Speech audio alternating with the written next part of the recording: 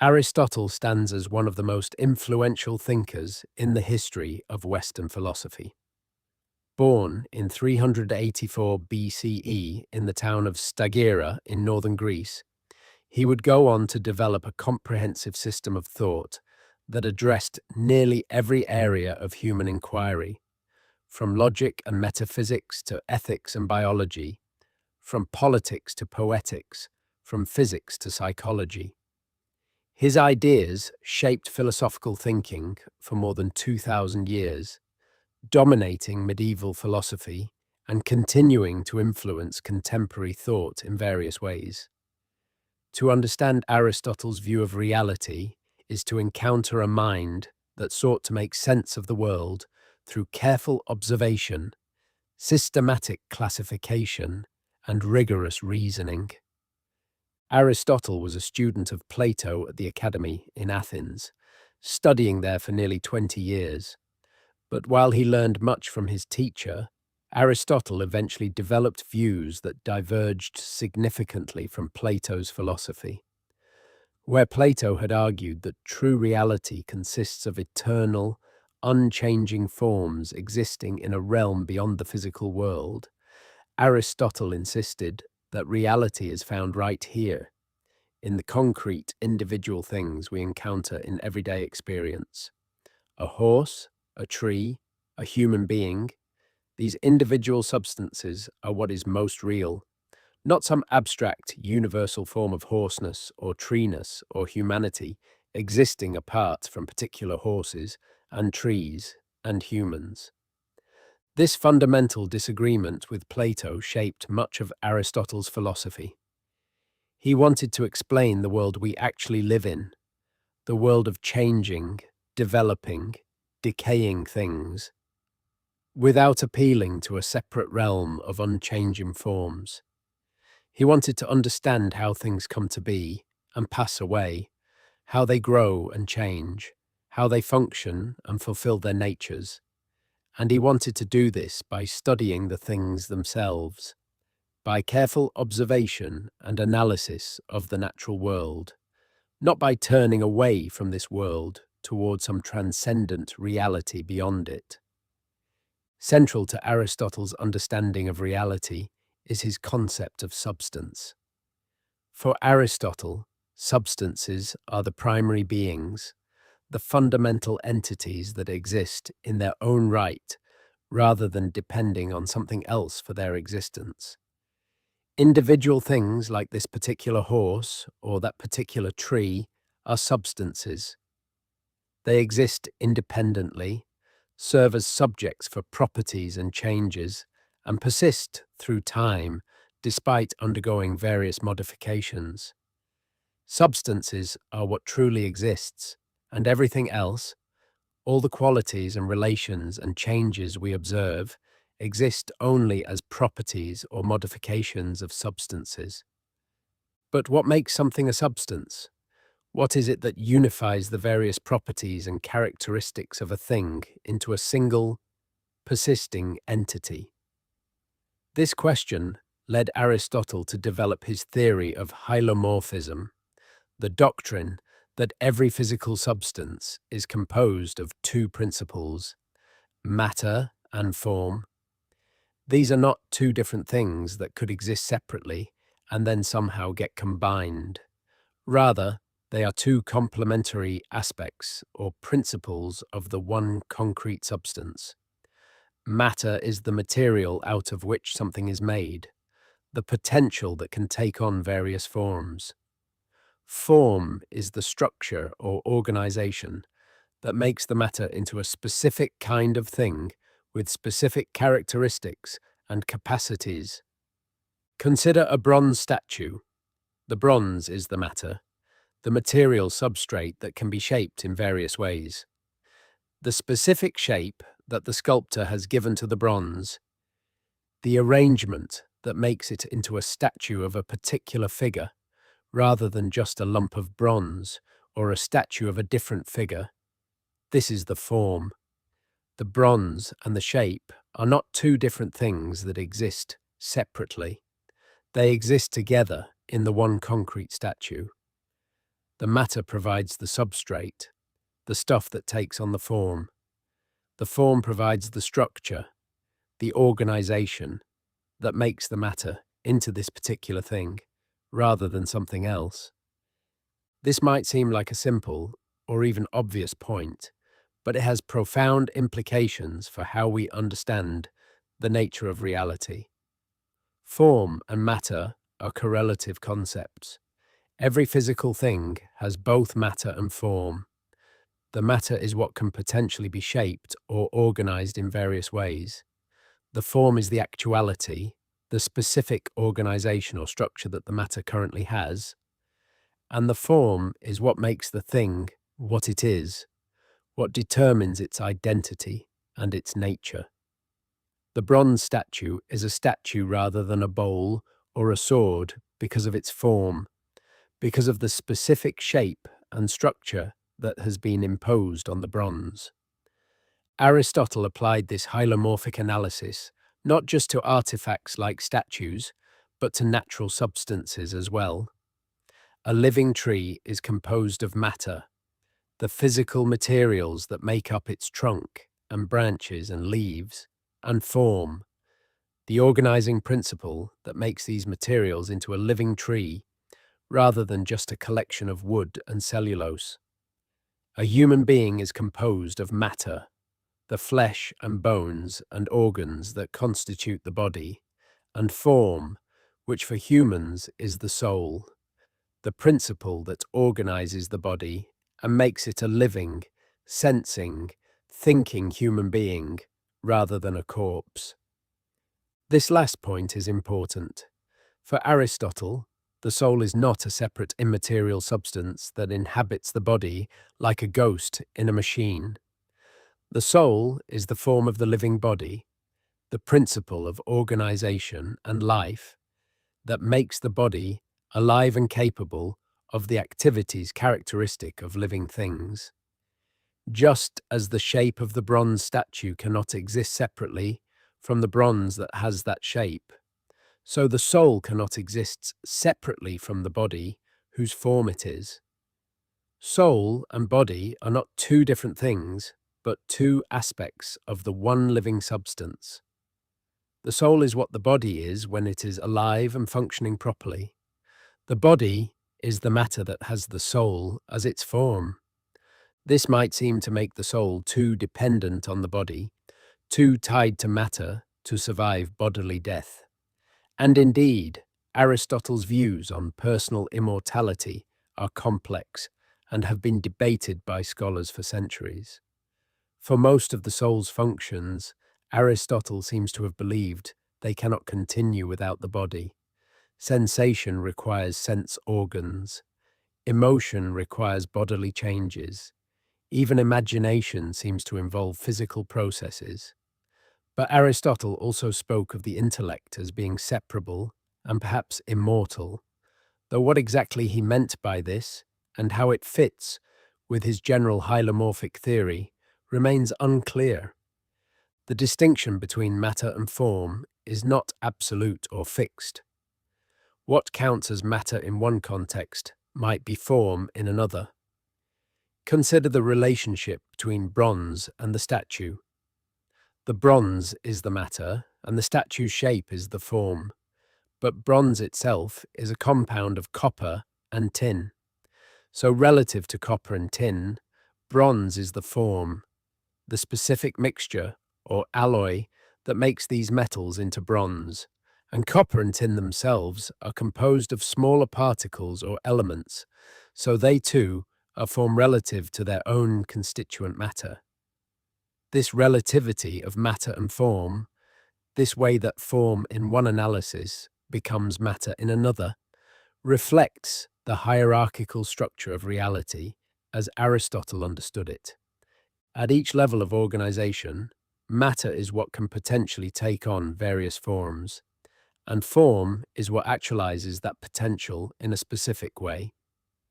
The lowest level of matter, what Aristotle called prime matter, is pure potentiality without any actual characteristics. It is simply the capacity to take on form, the ultimate substrate that underlies all physical change. Prime matter never exists by itself, always exists only as informed matter, as matter that has already taken on some form. But it represents the principle of materiality, the aspect of things that allows them to change and be affected by external causes. At the other end of the spectrum is pure form without matter, which Aristotle identified with God or the unmoved mover. This is pure actuality with no potentiality, fully realized being that contains no capacity for change or development, because it already is everything it can be. Between these two extremes lie all the various substances of the natural world, each a compound of matter and form, each actualizing certain potentials while retaining other potentials for further change and development. This brings us to Aristotle's concepts of potentiality and actuality, which are closely related to matter and form. Potentiality is the capacity to be or become something. An acorn has the potentiality to become an oak tree. A student has the potentiality to become knowledgeable. A lump of clay has the potentiality to become a pot. Actuality is the realization or fulfillment of that potentiality. The grown oak tree is the actualization of the acorn's potential. Knowledge is the actualization of the student's potential for learning. The finished pot is the actualization of the clay's potential for being shaped. Matter is associated with potentiality because matter is what can take on various forms, what has the potential to be organized in various ways. Form is associated with actuality because form is what actualizes the potential of matter, what makes matter into a definite, actual thing of a specific kind.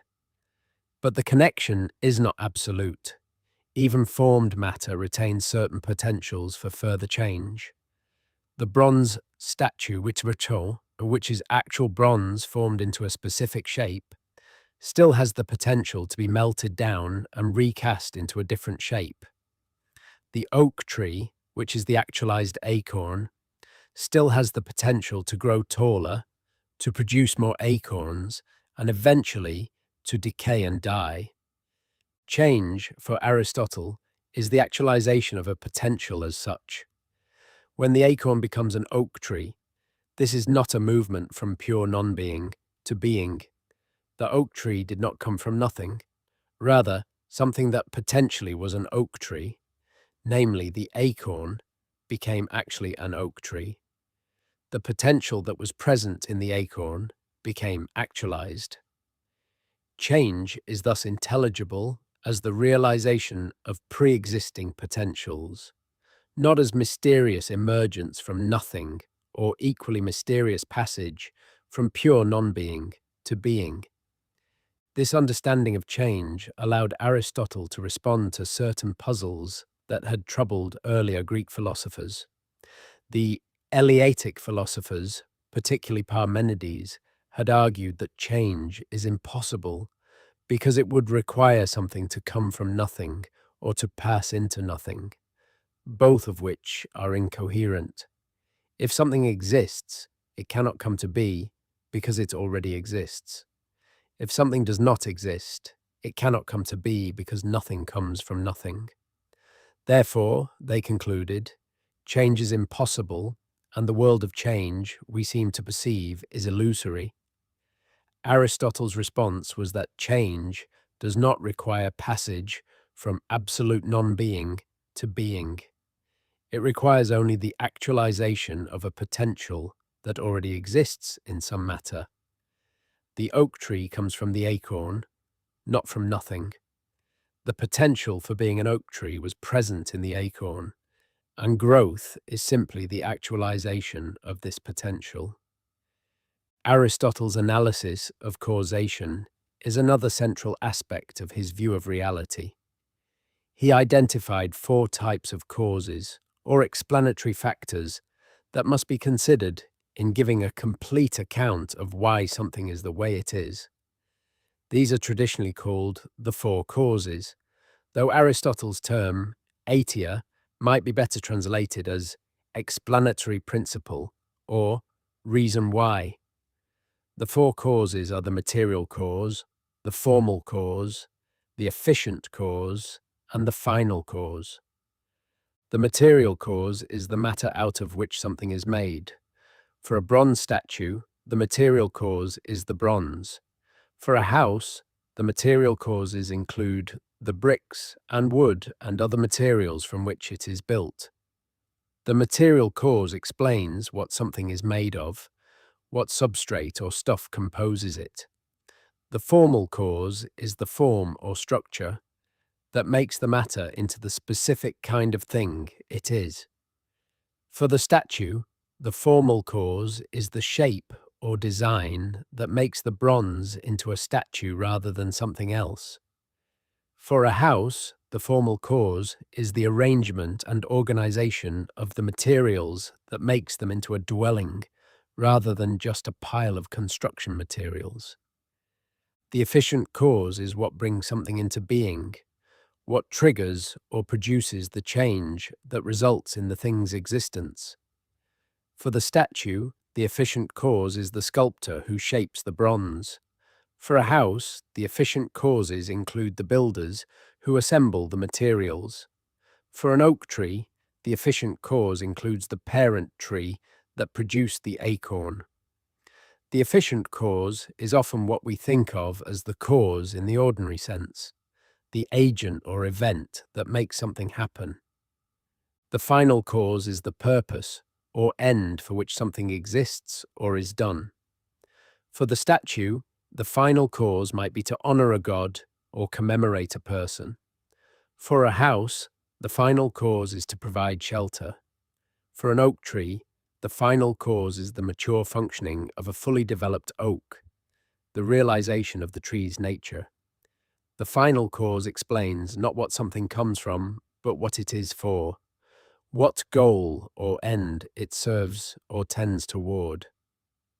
These four causes work together in explaining natural substances. Consider a human being.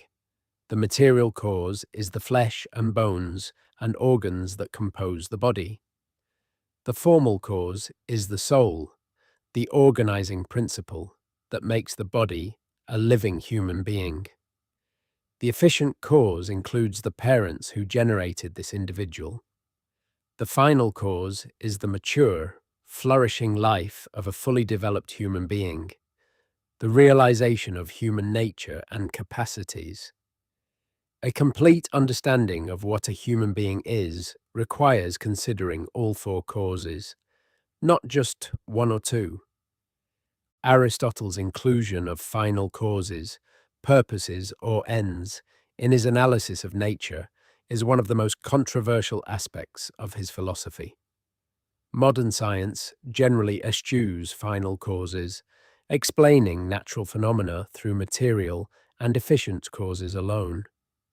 We explain the growth of a plant through biochemical processes, not through purposes or goals. But for Aristotle, final causation was essential to understanding nature, particularly living things. Living organisms do not just change randomly. They develop toward a mature form characteristic of their species.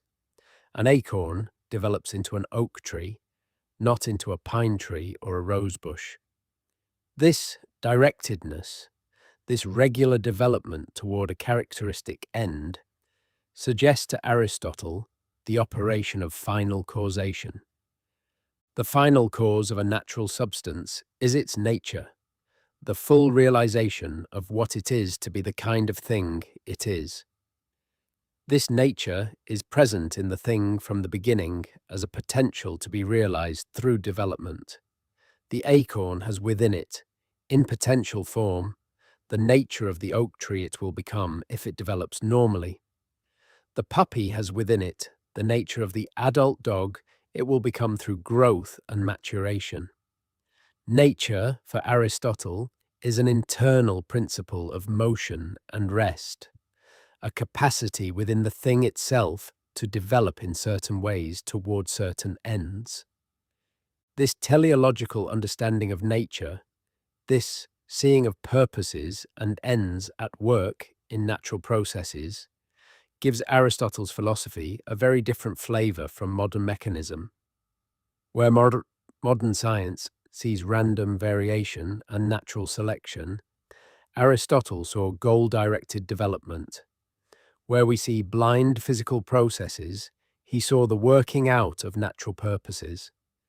This difference reflects deeper commitments about what makes for a good explanation, about what kinds of questions science should answer, about whether nature should be understood primarily through mathematical laws or through functional organization and purposes.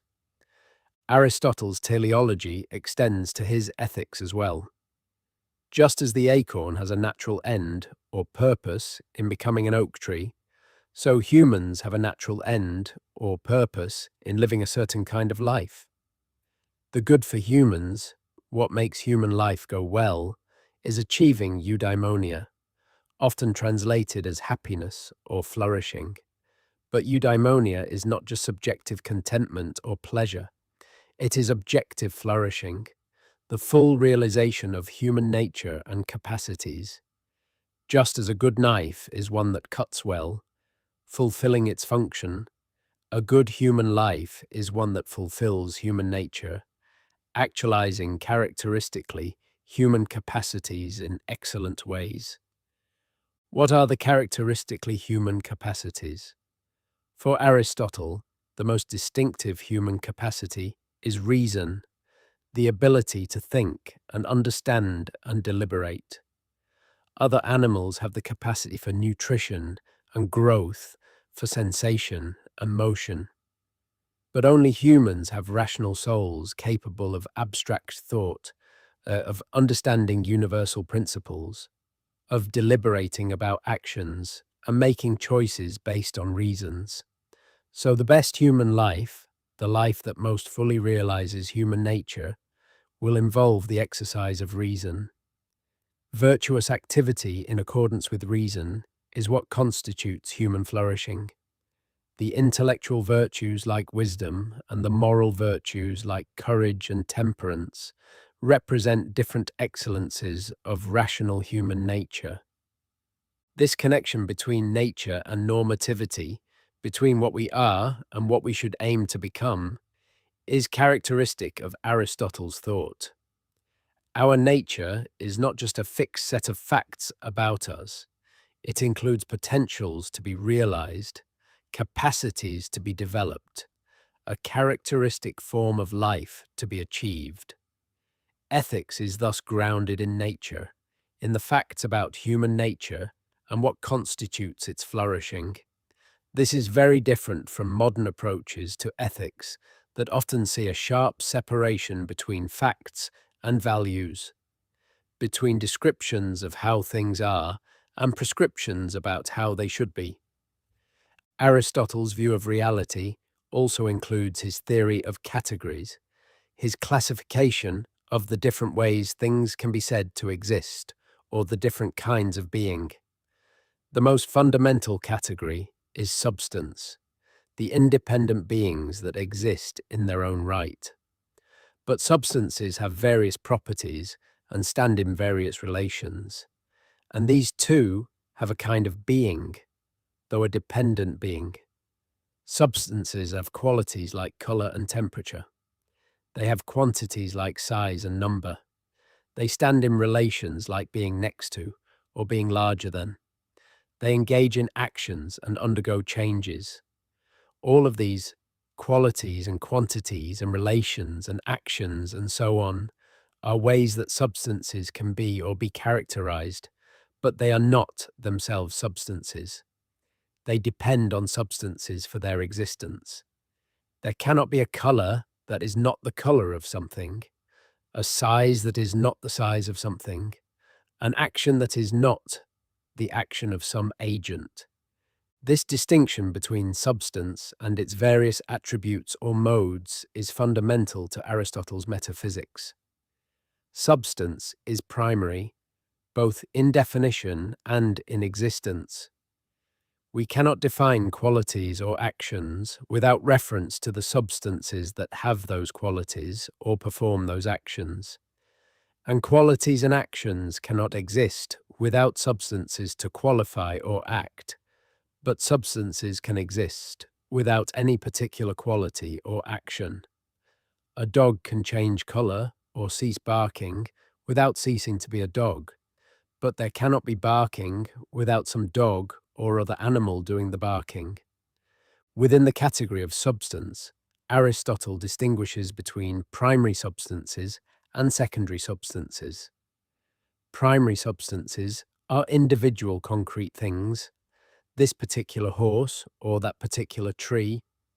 Secondary substances are species and genera, the kinds or types that primary substances belong to.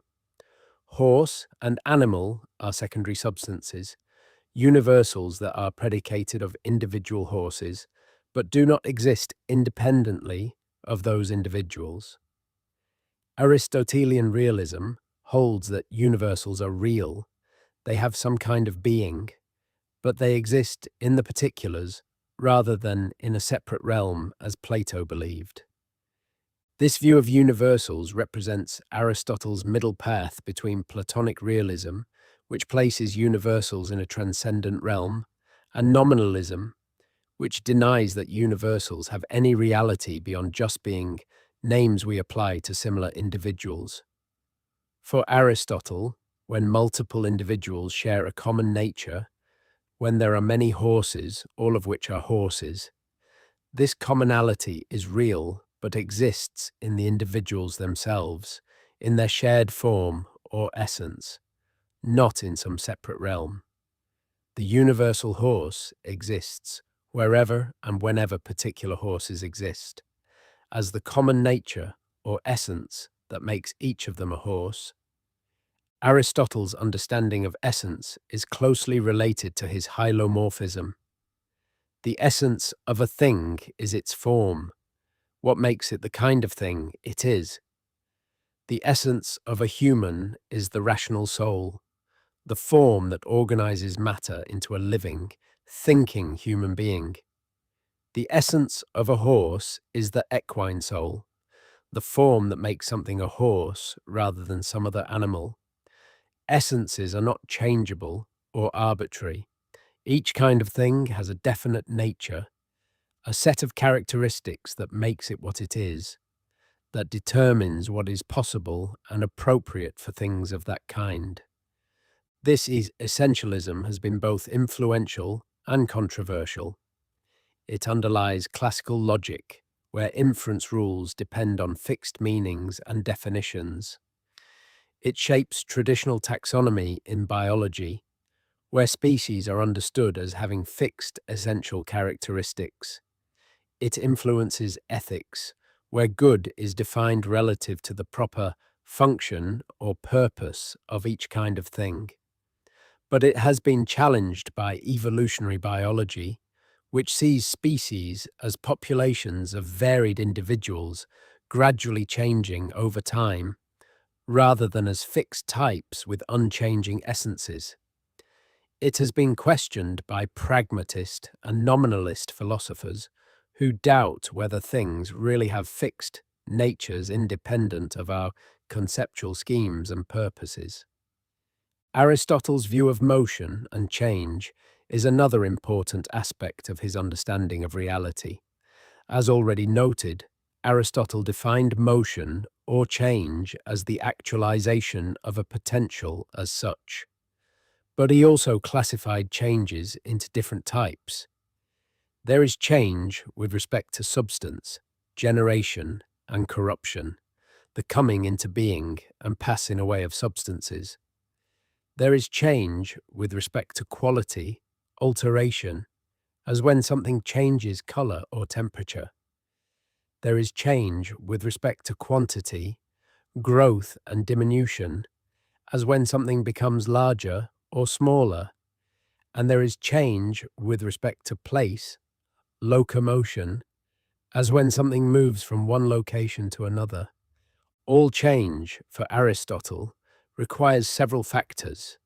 There must be a subject that undergoes the change, something that persists through the change and serves as the substrate for the before and after states. There must be a privation, the lack of the quality or state that will be acquired through change.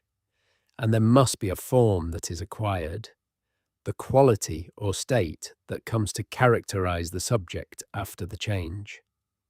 When bronze becomes a statue, the bronze is the persisting subject. The lack of the statue's shape is the privation, and the statue's shape is the form that is acquired. This analysis explains how change is possible without requiring passage from absolute non-being to being. Change is not movement from nothing to something, but movement from something potential to something actual, from matter lacking a form to matter possessing that form. The bronze, which potentially is a statue, becomes actually a statue. The student, who potentially knows geometry, becomes actually knowledgeable about geometry. In each case, there is continuity provided by the persisting subject, and intelligible transformation from potentiality to actuality. Aristotle's analysis of motion also includes his famous argument for an unmoved mover, a first cause of all motion in the universe. He argues that motion requires a mover, something that actualizes the potential for motion. But if every mover is itself moved by something else, we have an infinite regress. There must therefore be a first mover that is not itself moved by anything else, a source of motion that is purely actual, with no potential to be actualized by another. This unmoved mover, which Aristotle identifies with God, is the ultimate cause of all motion and change in the universe, though it causes motion not by pushing or pulling, but by being the object of desire and aspiration, the perfect end toward which all things naturally tend. This theological conclusion might seem distant from empirical science, and indeed, Aristotle's physics has been superseded by modern physics in most respects. His theory that all motion requires a constant mover, his belief that heavy objects naturally move downward while light objects naturally move upward, his understanding of the cosmos as a series of concentric spheres with Earth at the center, all of this has been replaced by better theories. But the structure of Aristotle's thinking, his insistence on identifying causes and explaining change, his search for unifying principles that make sense of diverse phenomena, his conviction that reality is intelligible and can be understood through systematic inquiry, these methodological commitments have had lasting influence on scientific thought. Aristotle's biology was more successful than his physics and remained authoritative for much longer. His careful observations of animals, his classifications of species, his studies of anatomy and development represented a systematic approach to biological investigation that had no equal in the ancient world. He dissected numerous species, observed embryonic development, classified animals based on structural similarities and differences, and formulated generalizations about life processes. While many of his specific conclusions were wrong, his approach of systematic observation and classification shaped biological science for centuries. In biology, as in other domains, Aristotle's teleological perspective shaped his questions and explanations. He wanted to know not just what anatomical structures organisms have, but what those structures are for, what purposes they serve in the organism's life. The heart is not just a muscular organ with certain physical properties. It serves the purpose of pumping blood, maintaining the organism's life and functioning. The eye is not just a physical structure with a lens and retina. It serves the purpose of seeing, allowing the organism to perceive its environment. This functional approach to biology, understanding organs and systems in terms of their contributions to the organism's life, remains important even in modern biology, though we understand the appearance of functional organization through evolution by natural selection rather than through inherent purposes. Aristotle's practical philosophy, his ethics and politics, also reflects his commitment to understanding things in terms of their nature and proper function. Human beings have a nature, a characteristic form of life that constitutes flourishing. Political communities exist to promote this flourishing, to create conditions in which human nature can be fully realized. Laws and social institutions should be designed with this purpose in mind, helping citizens develop virtue and live well. Justice in the state consists in each person fulfilling their proper role, contributing to the common good according to their nature and abilities. This naturalistic approach to ethics and politics has both strengths and weaknesses. It grounds morality in facts about human nature rather than in arbitrary conventions or divine commands. It connects the good life to real human needs and capacities. It suggests that ethical inquiry can be objective, seeking to understand human nature and what constitutes its flourishing, rather than merely expressing preferences or emotions. But it also raises questions. Is there really a single human nature that determines how we should live? Might human nature be more flexible and variable than Aristotle assumed? And even if we agree about human nature, might there be different legitimate ways of realizing it? Different forms of good human lives, rather than a single template that all should follow? Aristotle's logic, while not strictly part of his metaphysics, is closely connected to his understanding of reality. He developed formal logic as a tool for demonstrative science, for showing how knowledge claims can be established with certainty. His syllogistic logic analyzes how conclusions follow necessarily from premises based on the logical relationships between terms. This formal approach to reasoning shaped Western thought profoundly, providing the standard logical framework until the development of modern symbolic logic in the 19th century. The connection to metaphysics comes through Aristotle's assumption that logical form reflects metaphysical structure. The subject-predicate structure of propositions reflects the substance-attribute structure of reality. Substances are logical subjects, things we make claims about. Attributes are predicates, things we claim about substances. Valid inference patterns are valid because they respect the way properties and kinds relate to each other in reality. Logic is not just a formal game with symbols, but a reflection of the structure of thought about reality. This integration of logic, metaphysics, epistemology, and even ethics into a unified philosophical system is characteristic of Aristotle's approach. He did not see these as separate, independent domains, but as interconnected aspects of the attempt to understand reality as a whole. Metaphysics studies the nature of being, what exists and how. Epistemology studies how we can gain knowledge of what exists. Logic studies the valid forms of reasoning through which knowledge claims can be justified. Ethics studies the good for human beings, understood as the realization of human nature. And politics studies how communities can be organized to promote human flourishing. All of these fit together in a comprehensive vision of reality and how we can understand and navigate it. The scope of Aristotle's philosophical project is remarkable. He wrote on an enormous range of topics, from the nature of time and infinity to the classification of animals, from the principles of dramatic poetry to the causes of the tides, from the nature of friendship to the structure of the cosmos. This breadth reflects his conviction that philosophy should address all of reality, that systematic thinking and careful inquiry can shed light on any domain of human concern.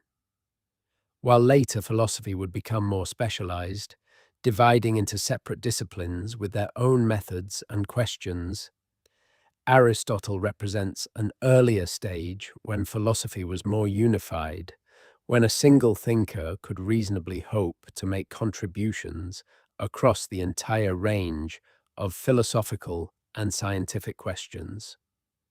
Aristotle's influence on later thought is difficult to overstate.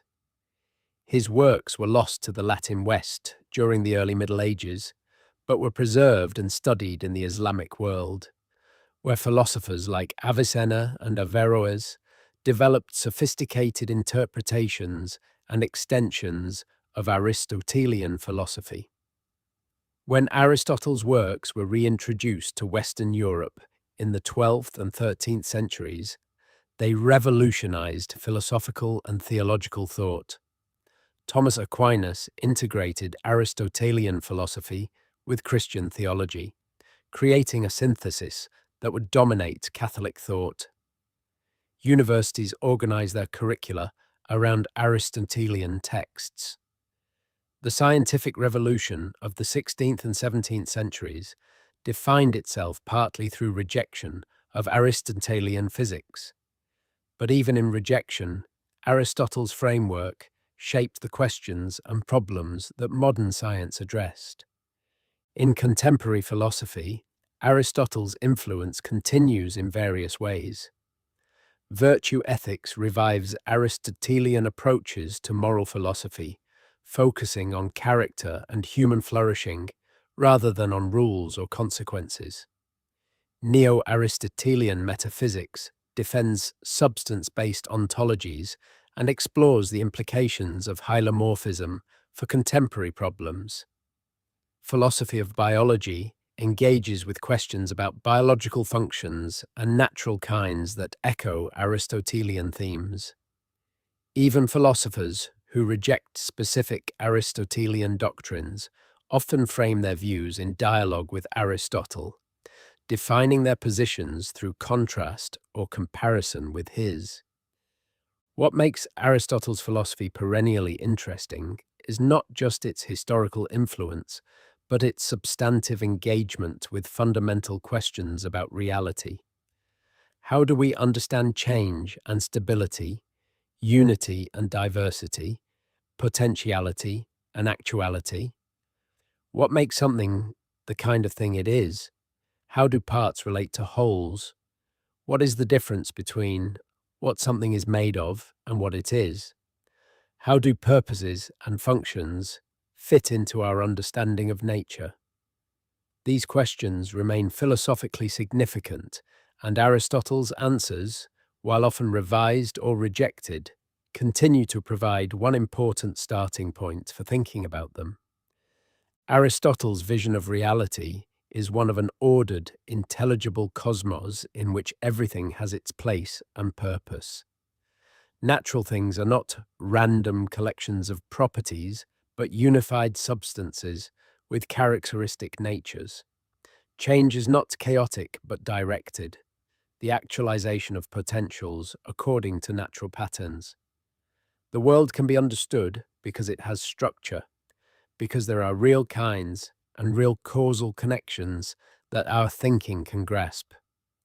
This confidence in the intelligibility of reality, this conviction that patient observation and systematic thinking can reveal the truth about nature, has inspired scientific and philosophical inquiry for millennia. Yet Aristotle's vision also includes humility about the limits of human understanding.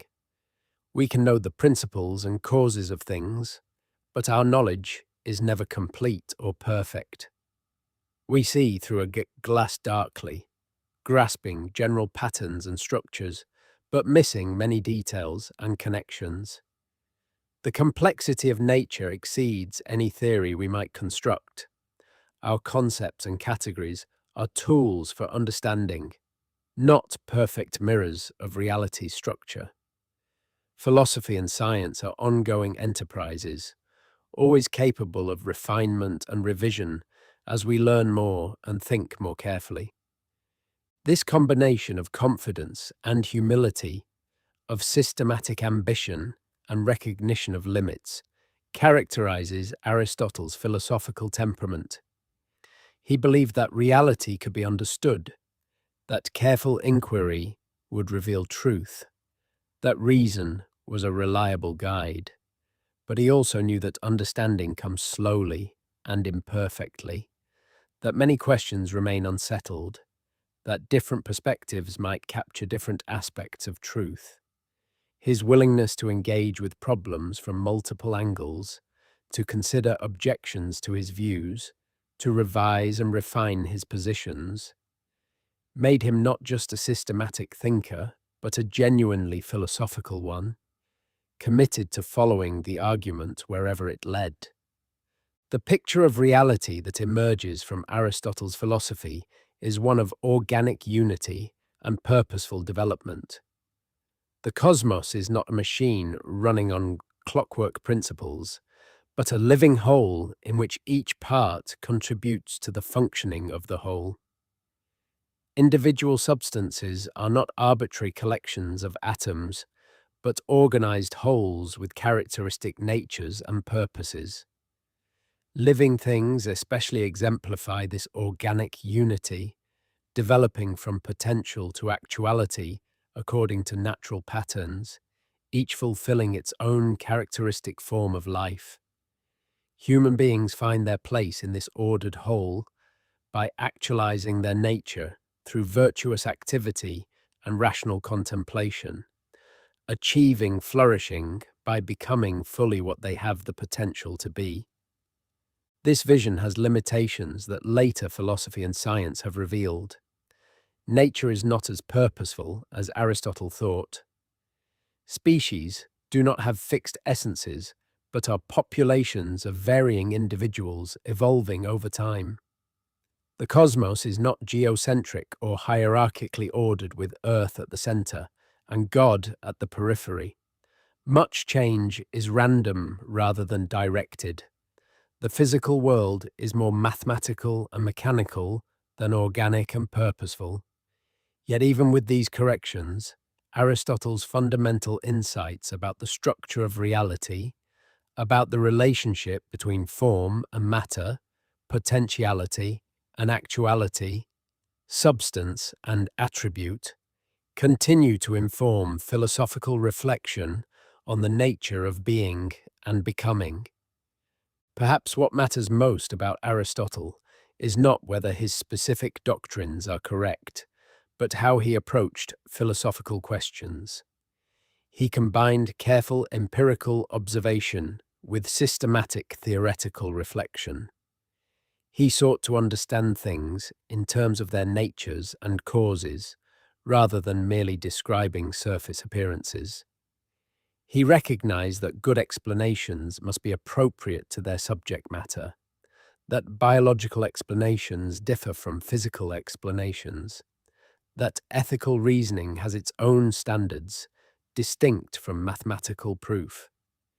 He aimed for comprehensive understanding while acknowledging that different domains require different approaches and methods. This pluralistic methodology, this recognition that different questions call for different forms of explanation, remains relevant today. We still grapple with how to integrate scientific understanding with humanistic insight, how to relate physical and biological levels of explanation, how to connect facts about human nature with norms for human life. Aristotle's example of systematic yet pluralistic inquiry, of comprehensive vision combined with attention to specific domains, offers a model for how philosophy can address the full range of questions about reality without losing sight of important distinctions and differences. The enduring fascination of Aristotle's philosophy lies in its attempt to make sense of the world as a coherent whole while respecting its diversity and complexity. Form and matter, potentiality and actuality, substance and attribute, material and final causes. These conceptual pairs give us frameworks for understanding both change and stability, both unity and diversity, both what things are and what they can become. Whether we ultimately accept Aristotle's specific theories or not, engaging with his thought trains us in the philosophical habits of seeking underlying principles, asking for causes, looking for unity in diversity, trying to understand the how and the why of things. Aristotle's view of reality remains a permanent contribution to human thought, a systematic attempt to understand the nature of being that continues to provoke reflection and debate more than 2 millennia after it was first articulated. In its combination of empirical attention to the natural world and metaphysical ambition to grasp the fundamental principles of reality, in its integration of scientific inquiry with ethical reflection, in its vision of a meaningful cosmos in which human life can flourish through virtuous activity and intellectual contemplation, Aristotelian philosophy offers resources for thinking about who we are and how we fit into the larger order of things. These questions remain as vital now as they were in ancient Athens, and Aristotle's answers, even where we must revise or reject them, continue to illuminate the path of philosophical inquiry